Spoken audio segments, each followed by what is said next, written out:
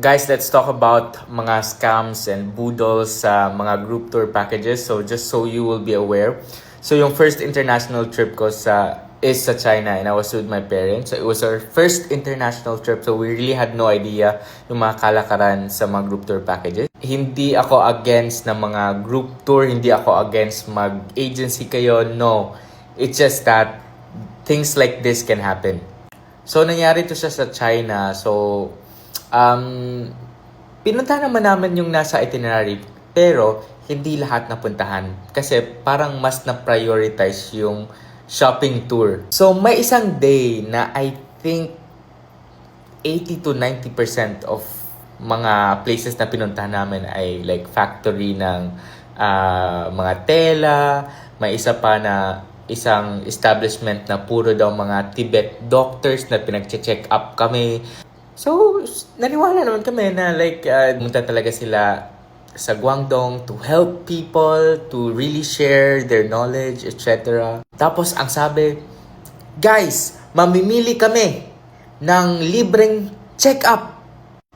So, ako naman, yung mama at papa ko, sabi ko, shucks, kahit isa lang sa amin, please, please. Tapos sinabi, sino ang gusto ng libreng check-up?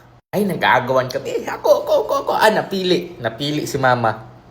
Tapos, sinamahan ko si mama. Tapos, ayun na. Merong isang private room. Tapos, check up. May table. Andyan yung doktor. Babae yun siya. Tapos, ako yung una chinek up. Parang napabonus pa raw ako. Tapos, chinek yung yung palm ko. Like, sabi, hypertensive ka, no? Sabi ko, uy, tama naman siya. Oo, hypertensive ako, tapos kanyan. So, I just really need to really take good care of myself. Tapos, pero hindi naman siya malala. So, sabi ko, ay, salamat. Pero nang si mama na, the way sila magsalita, parang may taning na ang buhay ng mama ko. Sabi, mataas yung cholesterol, tapos hypertensive, tapos basta parang malapit na siyang mawala sa mundo.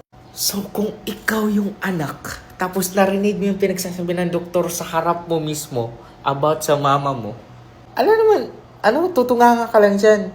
Ayun, napabili ako ng medicine worth 15,000 pesos.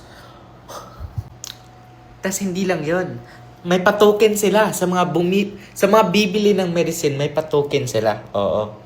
Money. Tapos siya, pwede mong mabenta yung pera. Wait lang, kukunin ko. Ito yon. Ito yung pa-token nila. Dahil bumili ka ng 15,000 worth of medicine. Itong pa-token nila, guys. Mabebenta raw to. Money. Oo. Pera. No, 1 peso. Diyos ko naman. Tapos may pinuntahan kami, nagbebenta ng mga pillows, factory ng mga beds, bedsheet, may jade, may mga gold, etc. May time nga, I'm not sure kung ano yung item, pero parang hindi kami pinapalabas hanggat walang bibili. So, ang ginawa ng group is naghati-hati na lang para makaalis na kami kasi wala. Yung tour for that day is more on shopping. Wala na kami pambili.